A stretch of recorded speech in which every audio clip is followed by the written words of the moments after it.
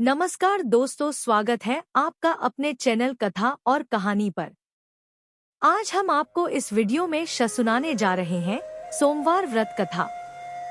सोमवार के व्रत को लेकर मान्यता है कि इस व्रत को करने से भगवान शिव अपनी भक्तों की मुराद जल्दी पूरी करते हैं।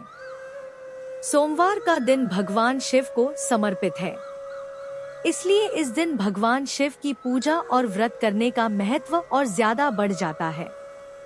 यदि आप सोमवार के व्रत करते हैं तो आपको सोमवार व्रत कथा पढ़ना बेहद जरूरी है, क्योंकि इसके बिना आपका व्रत अधूरा माना जाता है। आइए जानते हैं सोमवार व्रत कथा। देवों के देव महादेव बहुत ही भोले माने जाते हैं, इसलिए उनका एक नाम भोलेनाथ भी है। पौराणिक मान्यतानुसार भगवान शंकर को प्रसन्न करने के लिए किसी भी तरह के खास विशेष पूजन की आवश्यकता नहीं होती, क्योंकि कहा जाता है कि वह तो भोले हैं और भक्त की मन से की गई क्षणिक मात्र की भक्ति से ही वह प्रसन्न हो जाते हैं। अगर आप भी शिव की भक्ति और कृपा पाने के लिए सावन के सोमवार का व्रत करते हैं तो इस कथा से भोलेनाथ को प्रसन्न कर सकते हैं। एक बार किसी एक नगर में एक साहूकार था। उसके घर में धन की कोई कमी नहीं थी, लेकिन कोई संतान न होने के कारण वह बहुत दुखी था। संतान प्राप्ति के लिए वह हर सोमवार को व्रत रखता था और पूरी श्रद्धा के साथ शिव मंदिर जाकर भगवान शिव और माता पार्वती की पूजा करता था। उसकी भक्ति देखकर एक दिन माँ पार्वती प्रसन्न होकर भगवान शिव से साहूकार की मनोकामना पूर्ण करने का निवेदन किया। पार्वती जी के आग्रह पर भगवान शिव ने कहा कि हे पार्वती, इस संसार में हर प्राणी को उसके कर्मों का फल मिलता है और जिसके भाग्य में जो हो उसे भोगना ही पड़ता है। लेकिन पार्वती जी ने साहूकार की भक्ति देखकर उसकी मनोकामना पूर्ण करने की इच्छा व्यक्त की। माता पार्वती के आग्रह पर शिवजी ने साहूकार को पुत्र प्राप्ति का वरदान तो दिया, लेकिन उन्होंने बताया कि यह बालक 12 वर्ष तक ही जीवित रहेगा। माता पार्वती और भगवान शिव की बातचीत को साहूकार सुन रहा था, इसलिए उसे ना तो इस बात की खुशी थी और ना ही दुख। वह पहले की भांति शिवजी की पूजा करता रहा। कुछ समय के बाद साहूकार की पत्नी ने एक पुत्र को जन्म दिया। जब वह बालक 11 वर्ष का हुआ तो उसे पढ़ने के लिए काशी भेज दिया गया। साहूकार ने पुत्र के मामा को बुलाकर उसे बहुत सारा धन देते हुए कहा कि तुम इस बालक को काशी विद्या प्राप्ति के लिए ले जाओ। तुम लोग रास्ते में यज्ञ कराते जाना और ब्राह्मणों को भोजन दक्षिणा देते हुए जाना। दोनों मामा भांजे इसी तरह यज्ञ कराते और ब्राह्मणों को दान दक्षिणा देते काशी नगरी निकल पड़े।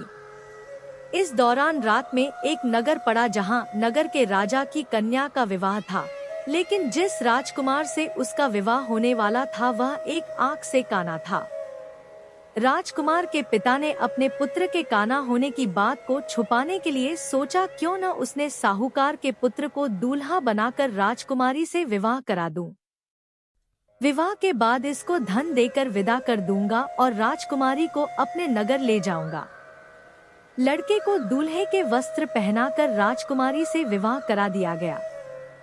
साहूकार का पुत्र ईमानदार था। उसे यह बात सही नहीं लगी, इसलिए उसने अवसर पाकर राजकुमारी के दुपट्टे पर लिखा कि तुम्हारा विवाह तो मेरे साथ हुआ है, लेकिन जिस राजकुमार के संग तुम्हें भेजा जाएगा वह एक आंख से काना है। मैं तो काशी पढ़ने जा रहा हूँ। जब राजकुमारी ने चुन्नी पर लिखी बातें पढ़ी तो उसने अपने माता पिता को यह बात बताई। राजा ने अपनी पुत्री को विदा नहीं किया, फिर बारात वापस चली गई। दूसरी ओर साहूकार का लड़का और उसका मामा काशी पहुँचे और वहां जाकर उन्होंने यज्ञ किया। जिस दिन लड़का 12 साल का हुआ उस दिन भी यज्ञ का आयोजन था। लड़के ने अपने मामा से कहा कि मेरी तबीयत कुछ ठीक नहीं है। मामा ने कहा कि तुम अंदर जाकर आराम कर लो। शिवजी के वरदानुसार कुछ ही देर में उस बालक के प्राण निकल गए। मृत भांजे को देख उसके मामा ने विलाप करना शुरू किया। संयोगवश उसी समय शिवजी और माता पार्वती उधर से जा रहे थे। पार्वती माता ने भोलेनाथ से कहा, स्वामी, मुझे इसके रोने के स्वर सहन नहीं हो रहा। आप इस व्यक्ति के कष्ट को अवश्य दूर करें। जब शिवजी मृत बालक के समीप गए तो वह बोले कि यह उसी साहूकार का पुत्र है जिसे मैंने 12 वर्ष की आयु का वरदान दिया था। अब इसकी आयु पूरी हो चुकी है, लेकिन मातृभाव से विभोर माता पार्वती ने कहा कि हे महादेव, आप इस बालक को और आयु देने की कृपा करें, अन्यथा इसके वियोग में इसके माता पिता भी तड़पत्र कर मर जाएंगे। माता पार्वती के पुण्य आग्रह पर भगवान शिव ने उस लड़के को जीवित होने का वरदान दिया। शिवजी की कृपा से वह लड़का जीवित हो गया। शिक्षा पूरी करके लड़का मामा के साथ अपने नगर की ओर वापस चल दिया। दोनों चलते हुए उसी नगर में पहुँचे जहाँ उसका विवाह हुआ था। उस नगर में भी उन्होंने यज्ञ का आयोजन किया। उस लड़के के ससुर ने उसे पहचान लिया और महल में ले जाकर उसकी खातिरदारी की और अपनी पुत्री को विदा किया। इधर साहूकार और उसकी पत्नी भूखे प्यासे रहकर बेटे की प्रतीक्षा कर रहे थे। उन्होंने प्रण कर रखा था कि यदि उन्हें अपने बेटे की मृत्यु का समाचार मिला तो वह भी प्राण त्याग देंगे, परंतु अपने बेटे के जीवित होने का समाचार पाकर वह बेहद प्रसन्न हुए। उसी रात भगवान शिव ने साहूकार के स्वप्न में आकर कहा, है श्रेष्ठी, मैंने तेरे सोमवार के व्रत करने और व्रत कथा सुनने से प्रसन्न होकर तेरे पुत्र को लंबी आयु प्रदान की है। इसी प्रकार जो कोई सोमवार व्रत करता है या कथा सुनता और पढ़ता है, उसके सभी दुख दूर होते हैं और सभी मनोकामनाएं पूर्ण होती हैं। अब सुनते हैं महादेव की दूसरी व्रत कथा। एक समय श्री महादेव जी पार्वती के साथ भ्रमण करते हुए मृत्युलोक में अमरावती नगरी में आए। वहां के राजा ने शिव मंदिर बनवाया था, जो कि अत्यंत भव्य एवं रमणीक तथा मन को शांति पहुंचाने वाला था। भ्रमण करते समय शिव पार्वती भी वहां ठहर गए। पार्वती जी ने कहा, है नाथ, आओ आज इसी स्थान पर चौसरपान से खेलें। खेल प्रारंभ हुआ। शिवजी कहने लगे, मैं जीतूंगा। इस प्रकार उनकी आपस में वार्तालाप होने लगी। उस समय पुजारी जी पूजा करने आए। पार्वती जी ने पूछा, पुजारी जी बताइए जीत किसकी होगी? पुजारी बोला, इस खेल में महादेव जी के समान कोई दूसरा पारंगत नहीं हो सकता, इसलिए महादेव जी ही यह बाजी जीतेंगे। परंतु हुआ उल्टा, जीत पार्वती जी की हुई। अतः पार्वती जी ने पुजारी को कोढ़ी होने का श्राप दे दिया कि तूने मिथ्या भाषण किया है। अब तो पुजारी कोढ़ी हो गया। शिव पार्वती जी दोनों वापस चले गए। कुछ समय पश्चात अप्सराएं पूजा करने आईं। अप्सराओं ने पुजारी के उसके कोढ़ी होने का कारण पूछा। पुजारी ने सब बातें बता दी। अप्सराएं कहने लगी, पुजारी जी आप 16 सोमवार का व्रत करें तो शिवजी प्रसन्न होकर आपका संकट दूर करेंगे। पुजारी जी ने अप्सराओं से व्रत की विधि पूछी। अप्सराओं ने व्रत करने और व्रत के उद्यापन करने की संपूर्ण विधि बता दी। पुजारी ने विधि पूर्वक श्रद्धा भाव से व्रत प्रारंभ किया और अंत में व्रत का उद्यापन भी किया। व्रत के प्रभाव से पुजारी जी रोगमुक्त हो गए। कुछ दिनों बाद शंकर पार्वती जी पुनः उस मंदिर में आए तो पुजारी जी को रोगमुक्त देखकर पार्वती जी ने पूछा, मेरे दिए हुए श्राप से मुक्ति पाने का तुमने कौन सा उपाय किया?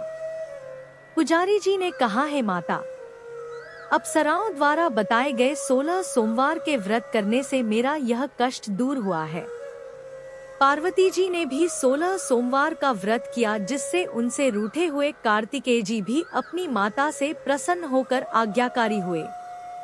कार्तिकेय जी ने पूछा, है माता, क्या कारण है कि मेरा मन सदा आपके चरणों में लगा रहता है? पार्वती जी ने कार्तिकेय को 16 सोमवार के व्रत का महात्म्य तथा विधि बताई। तब कार्तिकेय जी ने भी इस व्रत को किया तो उनका बिछड़ा हुआ मित्र मिल गया। अब मित्र ने भी इस व्रत को अपने विवाह होने की इच्छा से किया। फलत वह विदेश गया। वहां के राजा की कन्या का स्वयंवर था। राजा ने प्रण किया था कि हथिनी जिस व्यक्ति के गले में वरमाला डाल देगी उसी के साथ राजकुमारी का विवाह करूंगा। यह ब्राह्मण मित्र भी स्वयंवर देखने की इच्छा से वहां एक ओर जाकर बैठ गया। हथिनी ने इसी ब्राह्मण मित्र को माला पहनाई तो राजा ने बड़ी धूमधाम से अपनी राजकुमारी का विवाह उसके साथ कर दिया। तत्पश्चात दोनों सुखपूर्वक रहने लगे। एक दिन राजकन्या ने पूछा, हे नाथ, आपने कौन सा पुण्य किया जिससे हथिनी ने आपके गले में वरमाला पहनाई? ब्राह्मण पति ने कहा, मैंने कार्तिकेय जी द्वारा बताए अनुसार 16 सोमवार का व्रत पूर्ण विधि विधान सहित श्रद्धा भक्ति से किया, जिसके फल के कारण मुझे तुम्हारे जैसी सौभाग्यशाली पत्नी मिली। अब तो राजकन्या ने भी सत्य पुत्र प्राप्ति के लिए व्रत किया और सर्वगुण संपन्न पुत्र प्राप्त किया। बड़े होकर पुत्र ने भी राज्य प्राप्ति की कामना से 16 सोमवार का व्रत किया। राजा के देवलोक होने पर इसी ब्राह्मण कुमार को राजगद्दी मिली, फिर भी वह इस व्रत को करता रहा। एक दिन उसने अपनी पत्नी से पूजा सामग्री शिवालय ले चलने को कहा, परंतु उसने पूजा सामग्री अपनी दासियों द्वारा भिजवा दी। जब राजा ने पूजन समाप्त किया तो आकाशवाणी हुई कि हे राजा, तुम इस पत्नी को त्याग दो, नहीं तो राजपाट से हाथ धोना पड़ेगा। प्रभु की आज्ञा मानकर उसने अपनी पत्नी को महल से निकाल दिया। तब वह अपने भाग्य को कोसती हुई एक बुढ़िया के पास गई और अपना दुखड़ा सुनाया तथा बुढ़िया को बताया, मैं पूजन सामग्री राजा के कहे अनुसार शिवालय में नहीं ले गई और राजा ने मुझे निकाल दिया।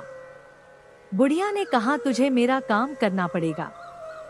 उसने स्वीकार कर लिया। तब बुढ़िया ने सूत की गठरी उसके सिर पर रखी और बाजार भेज दिया। रास्ते में आंधी आई तो सिर पर रखी गठरी उड़ गई। बुढ़िया ने डांटकर उसे भगा दिया। अब रानी बुढ़िया के यहाँ से चलते चलते एक आश्रम में पहुंची। गुसानी जी उसे देखते ही समझ गए कि यह उच्च घराने की अबला विपत्ति की मारी है। वे उसे धैर्य बंधाते हुए बोले, बेटी, तू मेरे आश्रम में रह, किसी प्रकार की चिंता मत कर। रानी आश्रम में रहने लगी, परंतु जिस वस्तु को वह हाथ लगाती वह वस्तु खराब हो जाती। यह देखकर गुसानी जी ने पूछा, बेटी, किस देव के अपराध से ऐसा होता है? रानी ने बताया कि मैंने अपने पति की आज्ञा का उल्लंघन किया और शिवालय में पूजन के लिए नहीं गई, इससे मुझे घोर कष्ट उठाने पड़ रहे हैं। गुसानी जी ने शिवजी से उसके कुशलक्षेम के लिए प्रार्थना की और कहा, बेटी, तुम 16 सोमवार का व्रत विधि के अनुसार करो। तब रानी ने विधिपूर्वक व्रत पूर्ण किया। व्रत के प्रभाव से राजा को रानी की याद आई और दूतों को उसकी खोज में भेजा। आश्रम में रानी को देख दूतों ने राजा को बताया। तब राजा ने वहां जाकर गुसानी जी से कहा, महाराज, यह मेरी पत्नी है, मैंने इसका परित्याग कर दिया था, कृपया इसे मेरे साथ जाने की आज्ञा दें। शिवजी की कृपा से प्रतिवर्ष 16 सोमवार का व्रत करते हुए वे आनंद से रहने लगे और अंत में शिवलोक को प्राप्त हुए। कथा सुनने के पश्चात शिवजी की आरती जय शिव ओंकारा गाएं।